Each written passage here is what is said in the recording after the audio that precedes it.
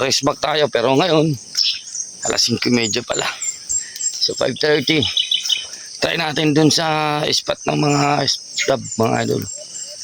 So siguro, birahin lang natin hanggang 9.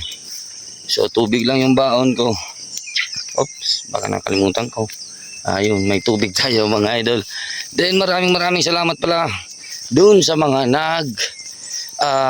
comment or nagtatanong sa atin about sa price ng ating bipod and yung carbon fiber tank mga idol. So marami ding views mga idol dun sa Facebook. So thank you. Umabot ng 5k views yung aking tank mga idol, carbon fiber tank, na short videos lang mga idol. Kung anong specs, anong quality ng tank na ginagamit ko. So yung gamit ko mga idol, 3 liters lang. Yung binibenta natin is 6.8 liters. So, kung halimbawa gusto mo rin mga idol ng 3 liters, pero hindi kayo binabaon mga idol, mabigat din eh. So, kailangan mo nang kasama or at least, dalawa kayo na shooter.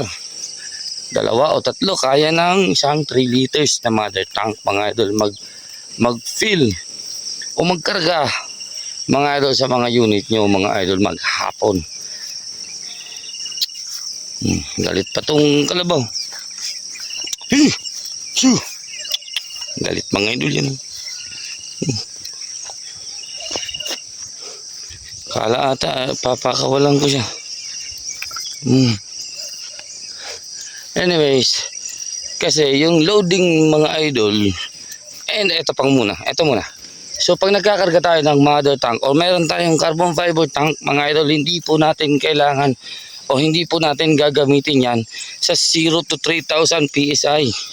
So kung halimbawa nagkakalikot ka, huwag mong gamitin yung mother tank mo para i-refill lang yung unit mo. Pwede mo siyang gamitin sa regulator tester. So kung nagtetest ka ng regulator mo, pwede mo siyang gamitin dun sa tester, pero hindi po sa tangke. Kasi madali lang rin po siya maubos. Kahit 9 liters yan mga idol, madali lang din niyang maubos. So ginagamit natin yung mga mother tank mga idol, halimbawa refill, pwedeng 1,500 to 3,000 or 2,000 to 3,000, 3,500 o ganun. So ako ginagamit ko siya sa 2,000 to 3,000 PSI mga idol. So sa tangke ko na 7.7 liters dun sa pang slug natin, yung karga ng aking 3 liters mga idol, 4,000 PSI, nakaka-anim ako. 5 o 6 na fill or karga from 2,000 to 3,000. Sa 7.7 liters yun, malaki yun mga idol. So nakaka-5 o 6 ako. Pero yung tira ng tangke ko niyan, mga nasa 3,1. So pwede ko pa siya, kung halimbawa bitin pa ako sa pag-plinking ko, pwede ko na siya irekta mga idol dun sa unit ko. And yung babawasan na, dire-diretso na siyang babawas dun sa tangke, din sa unit ko. So medyo okay na ako dun magrekta pag ganun. So wag natin gagamitin yan mga idol. Hindi po purpose ng mother tank para mag-refill ng 0 to 3,000. So purpose lang para sa akin to So yung purpose lang mga idol is refill just in case kailangan mo nang magano. Imbis na magbobomba ka, mag-hand pump ka para mapuno yung inyong tangke mga idol, doon ka sa mother tank. Pero sa mga lahat ng magtatanong sa atin, mainam na meron po tayong sariling compressor or may malapit po tayong refilling station ng PCP. Meron din sa atin mga idol nagsasabi o nagtatanong kung kaya ho ba ng compressor sa vulcanizing shop. So hindi po kaya yan. Hindi po kaya ng compressor sa vulcanizing shop. Lagi dito kasi may tikling. So hindi po kaya ng compressor sa vulcanizing shop para po mag-refill ng ating mga PCP. So kahit hindi mga idol mother tank, kahit unit na lang, hindi po kaya. Kahit nga yung tangke na lang ng CO2, yung sa unit lang ng CO2, kung maliit na yon, hindi po kaya ng compressor ng sa vulcanizing shop yun. So again, so mainam na And yung 6.8 liters naman talaga is mostly na gumagamit yan mga idol is yung mga mahilig mag-tune, maingat sa kanilang unit mga idol kasi ayaw nila ng moisture, and yung mahihilig mag-competition mga idol. Baon kasi nila yan mga idol sa laro. So, hindi po siya advisable sa mga hunters lang na tulad natin. Pero ako mahilig din ako magkalikot. So, kaya meron akong mother tank, meron akong compressor. So, meron tayong Yongheng PCP compressor. So, again, ito. Meron ka ng Yongheng PCP compressor. 0 yung karga ng mother tank. Bagong bili. Ngayon, huwag nyo pong iloload sa Yongheng ng dire-diretso. Kung halimbawa, meron kayo mga idol malapit na refilling station, dun nyo na muna pakargahan ang unang karga niya. So, yun naman yung aso. Tatakbo na naman yan dito mga idol. Nagkahol na. So, hindi lang kalabaw yung hahabol sa atin. Pati aso pa. Okay. So, wag nyong pilitin yung Yongheng. So, ang pagkarga naman, kasi kung wala kayong malapit na refilling station, mga idol, yung pagkarga ng inyong compressor naman is unti-unti lang. So, yung sinasabi ko, unti-unti, regardless po kung ano po yung pinasok ng hangin ng compressor nyo. Basta umabot po ng 45 degrees yung init ng makina, patayin nyo na. So, pahingahan nyo ng 10 minutes. Maraming ice yung kailangan pag ganyan kakarga ka ng mother tank. Maraming ice para medyo matagal siya uminit. So, patayin nyo. Pahingahan nyo ng 10 minutes. After nyo pahingahan ng 10 minutes, saka mo naman paanda rin. Again, hanggang 45 degrees lang. So, meron naman po yung temperature. Hindi po kailangan isang takbuhan mapupuno agad yung inyong mother tank. Kasi yung mangyayari niyan, mga idol, mabubugbog po yung inyong compressor and sira yan. Ayun mga idol. So, share ko lang. Then dito naman sa bypass natin mga idol. Napakaganda talaga actually. So, matagal na akong mayroong ganito. Ngayon lang ako nagkaka-import mga idol para makabenta din sa mga tropa natin na gusto din. Nasabi nila Indo daw yung maganda, mostly na gumagamit nito. So hindi ko lang sure pero maganda kasi talaga siya gamitin, lalo na kung ganito mga idol. So may puputukan kang mataas or matataas yung area mo, hindi mo na kailangan mga idol yung tripod mabigat siya dalhin. So ito nakakabit lang sa unit natin. Ganyan lang. So yung bigat nito walang 1 kilo. Walang 1 kilo to mga idol. So ito yung spot natin. Yan. Pinag-iisipan ko pa kung doon ako pwesto sa may tumbang mangga para yung mga nasa kabling dadapo, yung bibirahin ko medyo mataas nga lang and may range. Hindi tayo pinakamalapit dyan 60. So yung angle natin pataas. So 60 din. Pag nandun tayo, pwede tayo bumira dito. So eto galing doon nasa 80 ito. 80 then doon. So pwede tayo doon para medyo marami tayong range. So doon na lang siguro kasi nandun para. So pwede din ako doon close range sa may pili. So pag doon tayo mga idol, siyempre putok natin doon. Lapit lang. Ayan mga idol. So share ko lang pala. Ito yung shot string natin ngayon na set up. So ngayong araw yan mga idol. Ginawa ko yan kanina. So siguro mag-share din ako. Gawa ako ng video regarding dyan sa chrono na yan mga idol. At sa alam ko. Then sa na-experience ko lang. Kahapon ko lang yan hawakan. So sa na-experience ko lang and sa alam kong pros niya mga idol and cons na siguro. subukan ko kung paano mag-share and pakita ko na rin sa inyo. And tingnan natin kung anong mangyayari sa ating patama just in case na nag-iba po yung kanyang velocity. So siguro doon na lang ako sa may mangga, silipin ko lang doon, dapat walang mga langgam. Then try ko at walang ahas, then try ko kung makakapwesto tayo doon. Yung mga idol, stay tuned lang mga idol. Ayan, dito na lang ako mga idol. Sa loob, subukan ko lang dito mga idol. Pag wala, dilipat tayo mga idol. Pero kita ko dito mga idol yung kable. Tsaka may dalawa akong dito punong silip din. So kita natin mga idol yung mga targets dito kahit papano. Ay kita rin tayo dito. Pero hopefully makakuha tayo mga idol. Stay tuned lang mga idol at putukan na tayo mga idol. Masyadong mahaba na yung ating intro.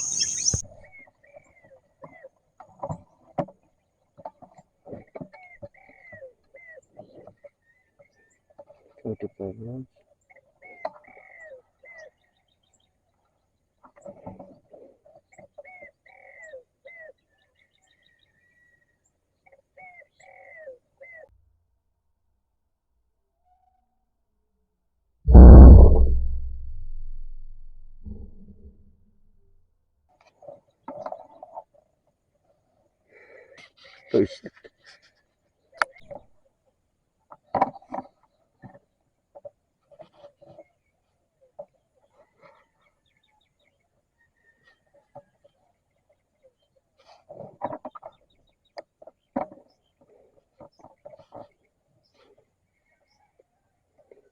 Yards.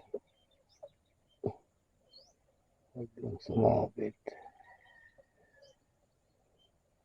Sasabit.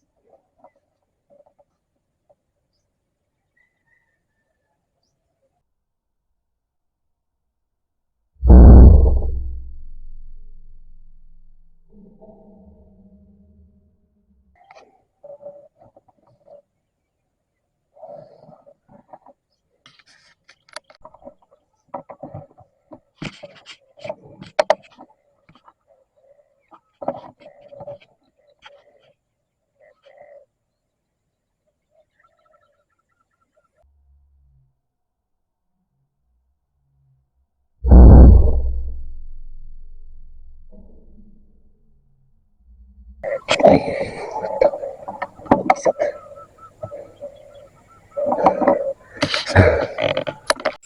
Ayun, bali nakakatatlo pa lang ako mga idol. Madalang yung pasok mga idol. So nandun sila sa mga gilid. So hindi ako makabira sa mga dyan sa area na yan. May bahay kasi dyan mga idol, din sa kabila hindi ko alam. Kaya yung binibira natin is yung poste, ay yung kable, din mga matataas yung angle mga idol. Pero may nakita ko dito mga idol, pader dun sa dulo mga idol, 207 yards sa tapat ko.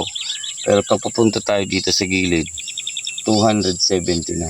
Try natin sa 207 yards mga idol kung aabot itong pellet natin. Ayan. So GC Mag yung gamit natin. So yung spread ng velocity natin, pinakita ko na kanina sa intro natin. So tingnan natin kung aabot and hopefully kaya makita sa camera. So pader yan mga idol. So titingnan natin kung uusok yung pader. Bigyan natin kahit 3 shots siguro. Subukan natin 207 yards. Habang may slight breeze tayo pero very slight lang. From left to right. So sa angle na punteriya natin dito. So galing dito yung wind papunta dito. So yung point of aim natin diretso doon. So yung wind drift natin is from left to right mga idol. So pakita ko sa inyo yung pader mga idol. Ayan. Yan, kung masusog paano ba ito? Yan o, dito tayo. Diyan sa gitna, sa gitna. Yan, sa gitna. So, mahirap. Hindi kaya abot, hindi naabot ng ating camera. So, ito yung gamit natin. GC Mag. So, yung mga area lang natin na pwede putukan dito. Yan, tsaka yung cabling yan. or yung punong yung dalawa. So 92 yan mga idol, kaso wala namang dumadapo. So try natin yung pader. At subukan ko lang. So video na rin natin mga idol. So yung dial natin dito mga idol is 17 emerald. Sa ganitong setup, 17 inches mga idol. 18.1 grain. 18.4 grain. Tapos wala tayo dito rest. Subukan kong i-record and hopefully maging malinaw siya. Kahit kita man lang yung ating point of impact.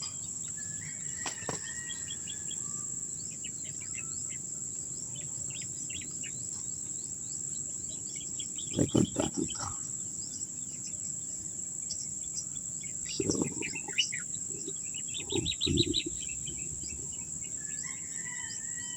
hopefully ito malinaw. So hanap tayo. Ito na lang siguro. Yan yung gawin nating point of aim. So dahil ako dito 17 emerald. So isang ikot nito mga idol is 6 emerald. So 6 12. So 5 pa. Tingnan natin kung aabot ito.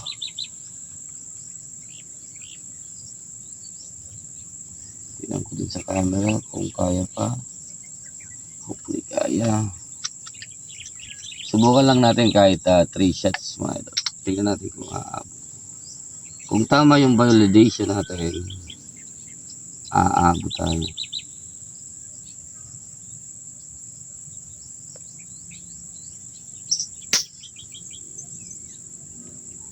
So mababa ako ng 1 emerald. Isa pa. Pero abot.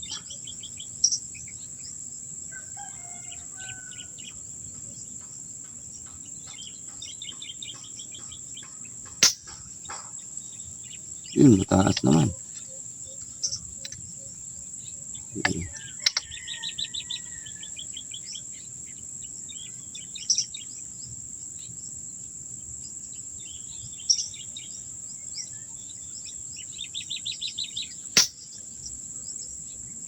Okay. So pumantay na, bigyan pa natin. Mid up dun.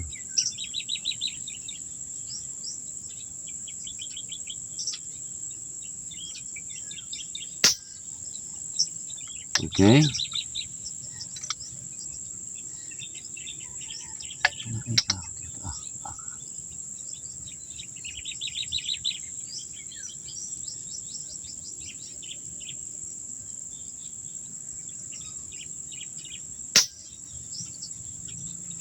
So hindi na siya accurate. Pero abot. Balik natin yung dial at baka malito tayo. 12 6 0. So abot naman mga idol. Yun nga lang, hindi na siya ganun ka-accurate.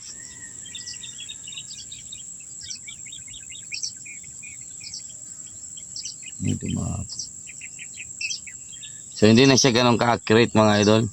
So siguro sa patungan or hindi na talaga. Hindi na kaya ng pellet. So kahit ganito na mahina yung breeze, nagkakaroon talaga tayo ng effect mga idol sa travel ng projectile. So pero meron naman akong dalawa ata yun o tatlong nagraya. So, medyo okay na rin ako doon. Medyo at least nandun lang tayo. So nandun tayo sa ating dial. So ibig sabihin yung validation ko maybe sa mga 150 going to 30 okay. So saktong-sakto yung ating validation. So wala nang dumadapo dito mga idol. Tinigil ko yung speaker ko. Yung mga idol, stay tuned lang. Maraming salamat. Sana makikita natin yung footage ng ating putok sa 207. So napakalayo na. Napakalayo. Halapin natin mga sir. Hopefully walang ahas dito. Magbibilad. Mahirap dito. Mayroon ditong ahas na itim mga idol. Malaki. Napakabilis pa naman. Oh. So dito sa kable mayroon ako dito.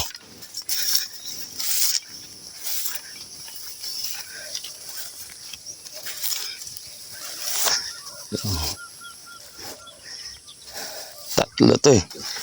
Na dapat makakuha natin. Yun.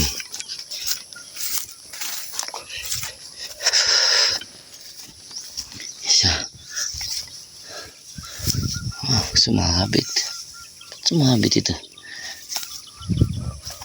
Tapos dito sa loob, dalawa.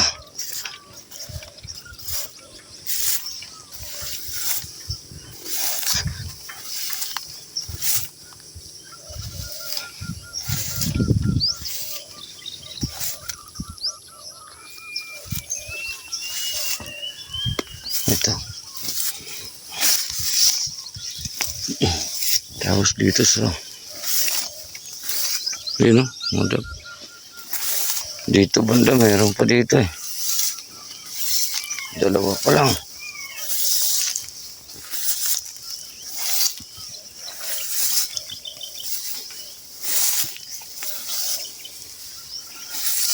Ayan. Oh, medyo buhay pa. Nice. Buti hindi ito umalis. Ayun siya sa kable, may dalawa. Kaso nawala talaga. Nawala. Stay chill lang ano.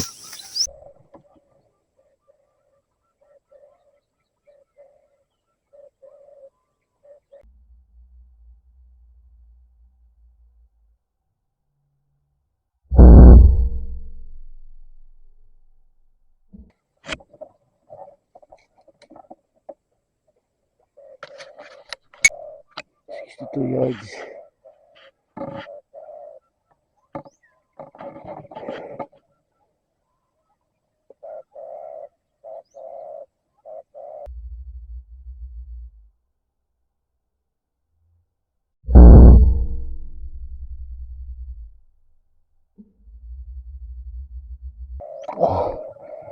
Oh, pakpak pa. Alayo.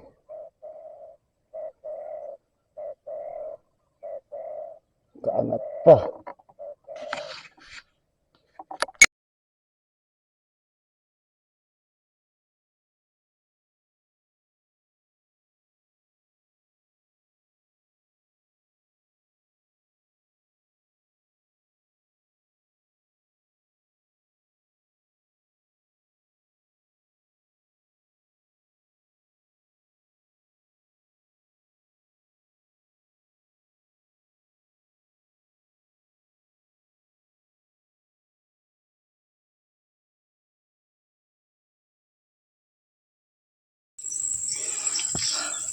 Ayun mga sir. Bali nakakalima pa lang ako. As 8 na. Ang dalang. May mga dapo naman dito. Yun nga lang malalayo. Tapos yung tinitingnan ko kasi yung babagsak nila.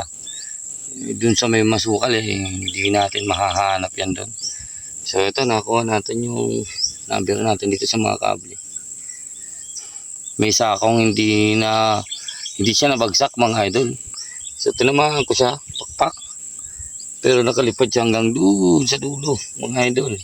Nakaakyat pa nga mga idol sa puno. So hindi siya talaga bumagsak. Diretso yung lipad niya hanggang doon sa taas. Naka-recover pa. Yung ito, nabagsak na yung iba mga idol.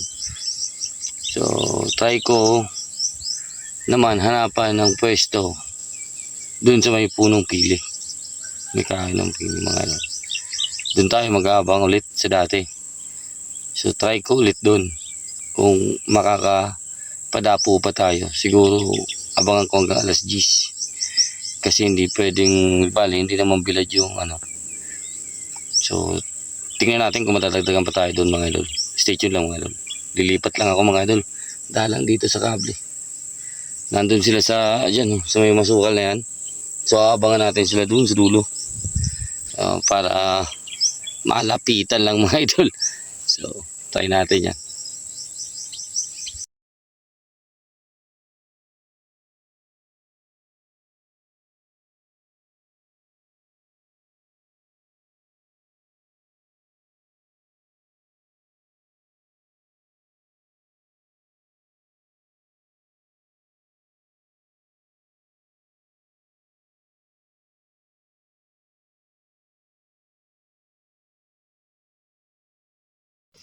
So yun mga idol, alas 9:30 na. Wala nang dumadapo. Nag-iisang spotted lang. So may ilan akong naririnig sa likod ko. Then may dumaan din kanina dalawa. Pero hindi sila dumapo dyan mga idol. So mainit na din. Aalis na ako mga idol. At hopefully makagawa pa tayo ng video. Ibang video naman mga idol.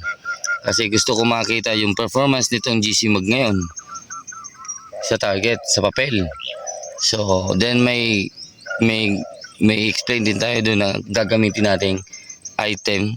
So kung interested kayo, panoorin nyo yun. Baka hopefully ma-explain ko sa kung anong kaya kong paraan. Then mayroon din akong iti-test na parang may narinig akong dumapo. Parang scope mate siya. So mapapalitan na rin yung ating scope cam mga idol. Hopefully malinaw and makuha ko rin kung paano yung gamitin. So kalikutin ko lang yun, din subukan natin yun mga idol. Then mayroon akong spot na gustong puntahan kasi meron daw silang ginawang tree house doon. So mga tropa nating hunters, meron daw ginawang tree house doon. Palagay ko maganda doon mga idol magpadilim o magpahapon, yung mga 5:30. So feeling ko maganda yung ganong klaseng oras doon magtambay. So baka mamaya pasya lang ko alas 2 kung may oras pa ako kung kakayanin. Kasi may item yung parang scope mate mga idol na item is kararating lang. Hindi ko pa alam kung na-deliver na sa bahay. So depende kung sobrang excited na akong buksan. So baka bukas na lang natin puntahan yung spot mga idol. So yayain natin si Bunso. Then baka mag-fishing din kaming adventure. Overnight fishing lang dun sa pinag-piplinkingan natin na area. So sa farm ni Bossing mga idol. So ayun mga idol, stay tuned lang mga idol sa mga susunod nating video. At maraming salamat sa inyong panonood. Naka-anim lang tayo ngayon mga idol kahit masyado tayong maaga pumunta dito. Pero anyways, meron na din naman tayong huli mga idol. So ayun mga idol, thank you hanggang dito lang. Take care, God bless, peace out. And thank you nga po pala sa mga nag-purchase ng bipod mga idol. So ayun, maraming salamat po. And sa nag-purchase ng mother tank mga idol. So sa gusto pa mga idol, meron akong parating pa 8 pieces nito na bipod just in case na marami pa rin nagpa-reserve. So aantayin ko pa rin siyempre na may magpa-reserve na siguro para fix yung reservation natin. Baka magpa-down na rin tayo mga idol para tawag nito wala na pong atrasan. So maliit lang naman yung ida-down, siguro kahit 500 siguro, para at least wala nang atrasan mga idol yung nagpapa-reserve sa atin. So para pwede natin silang kunin na i-pre-order na natin. Pagdating dito saka na natin kunin yung full payment, then i-distribute na natin sa mga nagpa-reserve. Then at same sa mother tank mga idol, may parating ako, may gusto akong i-order tatlong 3 liters at isang 6.8 liters mga idol. So yung 3 liters purpose nun mga idol kasi marami pong naghahanap ng pang-hunting setup. So ay pang-hunting tank. So pwede yon mga idol na 3 liters. So baka marami rin kumuha. Ayun, maraming salamat po mga idol. Hanggang dito lang. Take care. God bless. Peace out.